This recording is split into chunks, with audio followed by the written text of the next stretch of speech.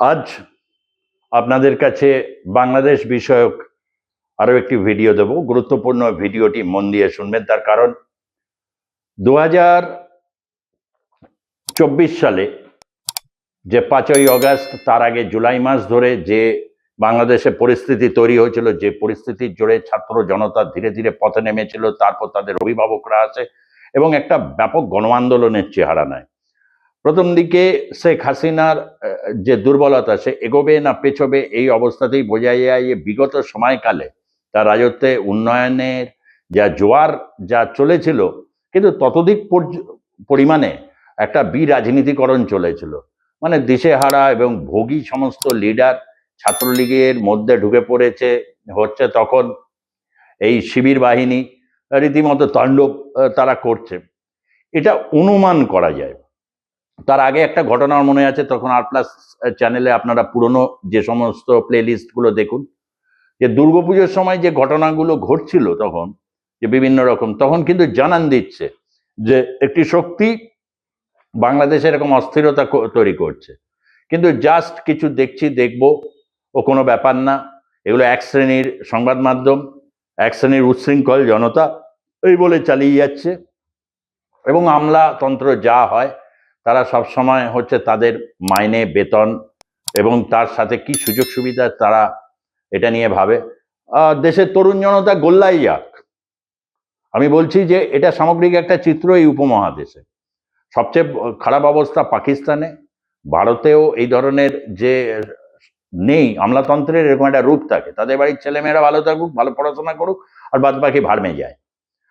রাজনীতিবিদদের এই ক্ষেত্রে কতগুলো অসুবিধা আছে। আওয়ামী লীগ এখন সেটা আরো ভালো বুঝতে পারছে যে বিরাজনীতিকরণ, অর্থাৎ মুক্তিযুদ্ধের চেতনা যদি তাদের কাছে প্রধান উপপাদ্য হয়, তাহলে মুক্তিযুদ্ধ, বিশ্বের কোথায় কোথায় মুক্তিযুদ্ধ সম্পন্ন হয়েছে, সেই সময় রাজনীতির ধারা উপধারা কি, বা তার সাথে হচ্ছে একটা সাংস্কৃতিক বিষয় আনা, সেটা নিয়ে করতে হয়, করেছে। কিন্তু এটার একটা বিষময় ফল ফলেছে, সেটা আওয়ামী লীগকে বহুদিন ভুগতে হবে আগামী দিনে, এটা বোঝাই যাচ্ছে। অনেক সময় নানা রকম চটজলদি কিছু কিছু হিসেব নিকেশ আসে, কিন্তু আমি যখন নিজের প্ল্যাটফর্মে দাঁড়িয়ে আপনাদেরকে বাংলাদেশ নিয়ে যে কথাটা বলেছি, আমি বারবার করে একেবারে 5ই আগস্টের থেকে তারপরে যখন শাহাবুদ্দিন চুপ্পু সংবিধান মেনে শপথ নিলেন, তারপর হচ্ছে নানা রকম, অর্থাৎ সংবিধানকে মেনে সাংবিধানিক কাঠামোর ভেতরে ঢুকে সে ব্যবস্থাটাকে অচল করে দেওয়া, এই যে পদ্ধতি, এই পদ্ধতিটা বামপন্থীরা বিভিন্ন ক্ষেত্রে ব্যবহার করেছেন বিভিন্ন জায়গায়, এবং এই তারা সেটা করেছেন এবং রাজপথে তো ইতিমধ্যেই তারা প্রদর্শন করে দেখিয়ে দিয়েছেন। ফলে এরকম একটা অবস্থায় ক্ষমতা যখন এসেছে, সে ক্ষমতার অনেকগুলো পাওয়ার সেন্টার তৈরি হয়েছিল। একটা এনসিপি, তারা স্টেক হোল্ডার, তারা তরুণ বয়স্ক, খিদেও বেশি, এবং তাদের সবকিছু করে ফেলতে হবে দ্রুত। তার কারণ হচ্ছে দ্রুত না করতে পারলে ভবিষ্যৎ কি হবে। তখন ভবিষ্যতের জন্য বাংলাদেশের আম জনতার, তারা বাংলাদেশি এই পরিচয় নিয়ে গোটা ইউরোপে বিভিন্ন জায়গায় তারা বেশ ভালো রকম ইয়েটা করেছে, আশ্রয় নিয়েছে। এবং বাংলাদেশের ভেতরেও যে একটা মৌলবাদের ভালো চাষ হয়, এতদিন পর্যন্ত তো ওয়েস্ট জানতো পাকিস্তানি একমাত্র সেখানে হয়, বা ভারতবর্ষে হচ্ছে জাতীয়তাবাদের আড়ালে উগ্র জাতীয়তাবাদ এবং হিন্দুত্বের রাজনীতি, সেটাকে নিয়ে তারা যতটা এই নিয়ে ভাবিত ছিল, বা তার যে বিভিন্ন ইন্টারন্যাশনাল ডেস্কগুলো যেভাবে আর কি তারা এতে মাথা ঘামিয়েছে বা বিভিন্ন রকম বিশ্লেষণ দিয়েছে বাংলাদেশ সম্পর্কে, মনে করতো সত্যি ভোলে ভালা টাইপের, এরা অত কিছু বোঝে না, ওই একটু আর্মির যেরকম হয়। কিন্তু তার যে একটা অতীত আছে, সেই অতীতটা বাংলাদেশের মানুষকে ভুলিয়ে দেওয়ার চেষ্টা করেছিল। সবচেয়ে বড় কথা হচ্ছে, বাংলাদেশের ইতিহাসে আমি এটা বরাবরই মনে করেছি যে সেখানকার রাজনীতিতে মৌলানা ভাসানী একটি গুরুত্বপূর্ণ ব্যক্তিত্ব। মৌলানা ভাসানীকে একদিকে যেমন জিয়াউর রহমান, যিনি সত্যিকারের স্বাধীনতার ঘোষক ছিলেন, ইস্ট বেঙ্গল রেজিমেন্টের একজন কমান্ডার স্থানীয়, যিনি মুক্তিযুদ্ধে সক্রিয় অংশগ্রহণ করেছেন, মানে মিলিটারি পার্টিসিপেশন, এটা কিন্তু একটা ভীষণ গুরুত্বপূর্ণ ব্যাপার। সেই পরিপ্রেক্ষিতটাকে রাজনীতিক হিসাবে মুজিবুর রহমান এগিয়ে নিয়ে গেছেন। তার একটা অতীত রাজনীতি ছিল, তিনি রাজনীতিবিদ, তিনি আগে আওয়ামী মুসলিম লীগ করতেন, কৃষক প্রজা পার্টি করতেন, তার একটা অতীত আছে। সেই অতীত নিয়ে আমি কোনো কাটাছেড়া করতে চাই না। তার যেমন এই রূপান্তর তিনি ঘটাতে পেরেছেন, এরকম রূপান্তর ঘটে বিশ্বের রাজনীতিতে, এরকম রূপান্তর ঘটে।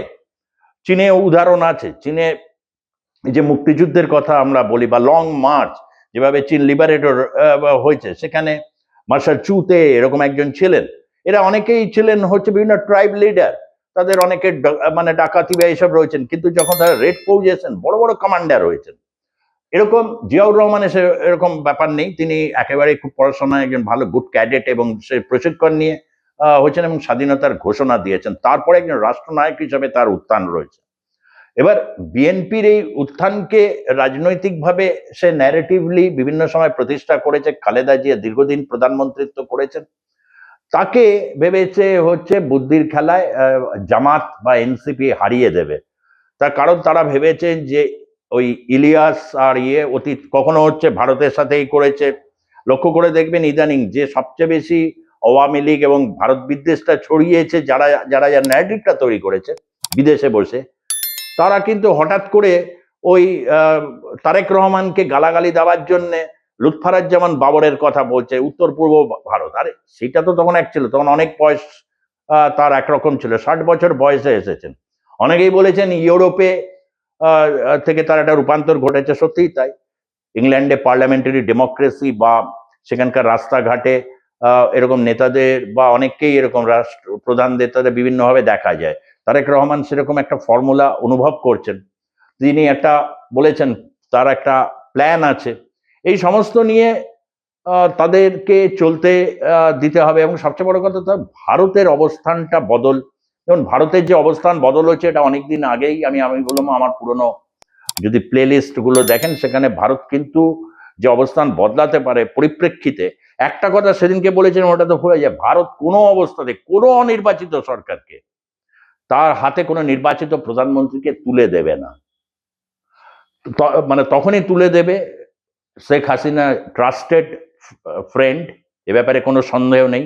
এবং তাকে ট্রাস্ট করে বলে যে আরো 100 জন তার সাথে লটর বহর নিয়ে যারা ঢুকেছেন, তারাও অত্যন্ত রাজনীতি করেছেন, কিন্তু আপনাদের ভবিষ্যৎ অন্ধকার। বরঞ্চ দেখিয়ে দিল যাদেরকে আপনার ডিজার্ভ করে রেখেছিলেন দীর্ঘদিন ধরে, ঠিকমতো জায়গা করে দেননি। ওই সার্জিস আলমদের জায়গা করে দিয়েছেন কিনা ভালো বক্তৃতা দিতে পারে। আর এরকম বক্তৃতা কতজনকে চাই, কতজন চাই? এরকম ওরেটারি অনেকে রয়েছে। আপনারা বাংলার রাজনীতিতে দেখবেন অনেক ছাত্র নেতা, যুব নেতা, তাদের ওরেটারি খুবই ভালো। তার বলে কি সে এরকম ভাবে হয়েছেন পচাং পচাং করছে, নির্বাচনে হেরে গেছে, নির্বাচন জিততে পারে না? তার মানে কি? তাদের ঠিকই বলেছিলাম, আরেকজন কেটে পড়েছে। সে বড় বিপ্লবী মাস্টার মাইন্ডরা সবসময় হচ্ছে বিভিন্ন সময় আত্মগোপনে চলে যায়। পৃথিবীর বিভিন্ন দেশের মাস্টার মাইন্ডরা দেখবেন, তবু তো তিনি সারফেস হয়েছিলেন, মানে হিউম্যানিস্ট তাকে সারফেস করে দিয়ে গেছেন, দেখো এরা এরা আমাকে বলেছে। অত্যন্ত একজন আন্তর্জাতিক খিলাড়ি নাম্বার 1। নেহাত ওনার বয়স হয়ে গেছে, ওই চরিত্রে এই বয়সে, অল্প বয়স থেকে ওনার উপর যখন বায়োগ্রাফি হবে, সেরকম ভালো একজন অভিনেতা তো লাগবে আগামী দিনে। তো বাংলাদেশে এখন যে পরিস্থিতির মধ্যে দিয়ে যাচ্ছে, ভারত এটা অবজার্ভ করেছে এবং যে কারণে বিএনপিকে তারা রাজি করাতে পেরেছে। বিএনপিকে রাজি করানোর ক্ষেত্রে ভারতের যে কিছুগুলো শর্ত ছিল, একটা হচ্ছে হাউকাউ করা যাবে না, ওই শেখ হাসিনাকে ফেরত দিতে হবে, ভারত বিদ্বেষী ন্যারেটিভ বন্ধ না হলে আগামী দিনের সমস্যা আছে, এবং তাহলে ভারত কিন্তু রীতিমতো তার দীর্ঘদিন আঞ্চলিক অস্থিরতা সে বরদাস্ত করে না। অতীত তাই বলছে দীর্ঘ সময়। কেন ভারত এখন তার মানে যে তার আভ্যন্তরীণ অর্থনীতিকে সে সংগঠিত একটা প্রয়াস চালাচ্ছে, সেই অবস্থায় দাঁড়িয়ে এটা করবে না। ফলে কোনো বিপজ্জনক কোনো অবস্থান যে আগামী দিনে বিএনপি নেবে না, এটা স্পষ্ট নিশ্চিত। সুতরাং তার কাছে এখন অনেক দিন সময় রয়েছে। আমি শুধু ভাবছি শফিকুর রহমানের কথা, আমার মাঝে মধ্যে মনে পড়ে যাচ্ছে জামাতের কথা। তবে হ্যাঁ, যে কোনো জিনিসে তাদেরও হতাশ হওয়ার কিছু নেই। এই যে বিভিন্ন ধরনের মৌলবাদী দক্ষিণপন্থী শক্তির সাথে যে বামপন্থী, অতীত বামপন্থী বা অনেক শাহবাগীর যে মিলন হলো, এককালে তো হচ্ছে সব কল্লা নামানোর সংস্কৃতি তৈরি হয়েছিল বাংলাদেশে, যাকে পাচ্ছে ধরে কল্লা নামাচ্ছে। কেন? মুক্তচিন্তক বা যারা নাস্তিক, তারা কি সমাজে গ্রহণীয় নয়? তাদের অনেক চিন্তা ভাবনা রয়েছে, তারা জ্ঞানে বিজ্ঞানে কর্মদক্ষতায় এবং বিদেশে প্রতিষ্ঠার ব্যাপারে তারা কি কোনো জায়গায় কম আছে? ধরে ধরে কল্লা নামাচ্ছে। তাতে একটা জিনিস তো হয় যে বাংলাদেশের উন্নতি করতে গেলে বাংলাদেশকে আগামী দিনে তার ইন্ডাস্ট্রির যে অবস্থা পরিস্থিতি ভালো নয়, ফলে এইরকম একটা চ্যালেঞ্জকে অতিক্রম করার জন্য যে রাজনৈতিক প্রজ্ঞা এবং যে ধরনের সাংগঠনিক শক্তি দরকার, সেটা যারা এখনো পর্যন্ত বাজি ধরে রেখেছেন জামাত বা ওদের উপর, তারা নানা কথা বলতেই পারে, 6 মাসের মধ্যে ফেল করবে, এই করবে সেই করবে, এটা বিভিন্ন জায়গায়, কিন্তু এই সরকারের ফেল করার মতো কোনো পরিস্থিতি বা সুযোগ সামনে আমি কিন্তু কোনোভাবে দেখতে পাচ্ছি। আমার ভারতের একটা যে সাপোর্ট আছে বিএনপির পাশে, এটা স্পষ্ট, এবং মিডিয়ার ন্যারেটিভও অনেকটা রয়ে গেছে। আর হচ্ছে ওই যে শফিকুল আলম, এই ধরনের ক্যারেক্টারদের সত্যি খুব দেখলে কিরকম লাগে, কিভাবে হচ্ছে মিডিয়াগুলোকে ধ্বংস করেছে। মেন স্ট্রিম মিডিয়াকে একেবারে মুখে চুনা লাগিয়ে দিয়ে চলে গেছে। মেন স্ট্রিম মিডিয়া যে অ্যানালিসিসে বা যদি তাদের বক্তব্যে তারা যদি দেখে যে প্রত্যেক দিন পাল্টি খাচ্ছে, এখন তো আর ভ্রম সংশোধন করা না, এটা খবরের কাগজের সময় ছিল, বাংলাদেশে ছিল, ভারতে সব রয়েছে, যে ভ্রম সংশোধন করা, এটা ভুল হয়েছে, ওটা এ করেন, এরা সঙ্গে সঙ্গে পাল্টি খেয়ে যাবে, যেন কিছুই করেনি। এদেরকে একেবারে পথে বসিয়ে দিচ্ছেন এই ধরনের চরিত্র দিয়ে, তারপর বিদেশে সেফ প্যাসেজ নিয়ে নিচ্ছেন। এটা এই ধরনের রাজনীতি যারা করেন আগামী দিনে একটু ভেবেচিন্তে করবেন, কারণ বাংলাদেশের সহজ সরল সাধারণ মানুষ, তারা যে জীবন যুদ্ধে রয়েছে তার প্রতি অনুভূতিশীল হওয়াটা সবচেয়ে বেশি দরকার। তারপর আপনি অনুভূতিশীল হন তাদের প্রতি, তারপর যদি বাকিটুকু এনার্জি থাকে, যাদের ভারত বিদেশ, বাকি কিছু যদি এনার্জি থাকে, তখন ওই বিদ্বেষটা ছড়াবে। দেশের মানুষকে যখনই হচ্ছে না তোমাদের দোষ, তোমরা পারো নাই, আমরা আমাদের কথা শোনো নেই। আর পিনাকি তো প্রায় বলছে যে আমার কথা শোনে নেই, ও সবই বলে, ওর কথা নাকি কেউ শুনছে না, ও যা সাজেশন দেবে সব শুনতে হবে। আরে সেরকম হলে আমি তো বলবো তারেক রহমানকে, স্মার্ট ব্যক্তিত্ব তিনি, দিন ওনাকে ঢুকতে দিন, ওনাকে একটা নির্বাচনের দাঁড়িয়ে উনি যদি সংসদে বলতে চান বলতে দিন, জাতীয় নেতাদের সম্পর্কে যা তা বলে। এবার আপনাকে তো ধরেছে, টার্গেট করেছে, তবে খুব একটা লাভ হবে বলে মনে করছে না। তার কারণ হচ্ছে একেধারে ব্রিটেন, তারপর ভারত, তারপর হচ্ছে সবাইকে যেভাবে দাওয়াত দিয়েছেন এবং যেভাবে হচ্ছে বলেছেন যে ওইভাবে শপথ নেব না, প্রথম থেকে বলছে সাংবিধানিক ভিত্তিটা কি, সংকটে পড়বে, এখানে কোনো সাংবিধানিক সংকটই তৈরি হবে না, কোনো চান্স নেই, এতটাই কনফিডেন্টলি এই ব্যাপারটাকে বিএনপি ডিল করছে। সুতরাং বাংলাদেশে নিয়ে আগামী দিনে চর্চা অবশ্যই জারি থাকবে।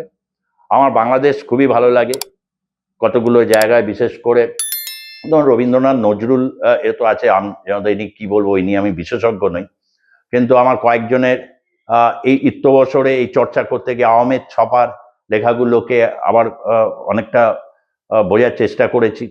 বিভিন্ন সালাফি দর্শন হোক বা যাই হোক, বা বাংলাদেশের নিজস্ব সত্তা যাই হোক, বা চরমোনাইয়ের যে ভূমিকা এবং কোথায় কনফ্লিক্ট জোন, পরের কিছু এপিসোডে নিশ্চয়ই আপনাদের কাছে তুলবো। এই ধরনের কনফ্লিক্ট গোটা এই বঙ্গভূমি জুড়ে রয়েছে। পূর্ব বাংলায় যেরকম, পশ্চিমবাংলা বিভিন্ন ধরনের ঘটনা বিভিন্ন সাথে বাড়তে পারেনি, বাংলাদেশের 150-200 মাজার ভেঙে গেল, আর এই ধরনের অবস্থা তৈরি হলো, এবং সাংস্কৃতিক কর্মীদের একটা মহা বিপর্যয় চলছিল, অনেকে টাকার বিনিময়ে এজিটেশনে গেছে, এই এত টাকা, এই নিয়ে জোর চর্চা বাংলাদেশে চলবে, এটা স্বাভাবিক, চর্চা চলুক, কিন্তু প্রতিহিংসার রাজনীতি কখনো বেশি দিন সাস্টেন করে না, এবং জনতাটা মেনে নেয় না। সাধারণ মানুষ, যারা খেটে খাওয়া মানুষ, কৃষক শ্রমিক, তাদের কথা নিশ্চয়ই তারা ভাববেন।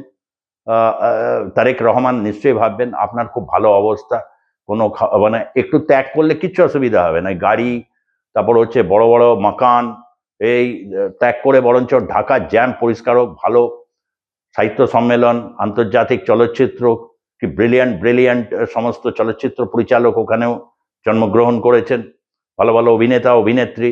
আবার একটা সম্পর্কের দিকে আগামী দিনে এগোবার একটা স্পষ্ট ইঙ্গিত পাচ্ছি, সেটা আমি ঠিক কিনা নিঃসন্দেহে আপনারা বলবেন, কমেন্ট বক্সে জানাবেন, লাইক করবেন, শেয়ার করবেন, এবং অবশ্যই চ্যানেলটিকে সাবস্ক্রাইব করে আমার বাংলাদেশ এবং পশ্চিমবঙ্গ বা এই নিয়ে যে আমার ইচ্ছা এবং ভিডিও করার সেই উৎসাহ দেবেন, এটুকু আশা এবং কামনা করি। ভালো থাকবেন, সুস্থ থাকবেন।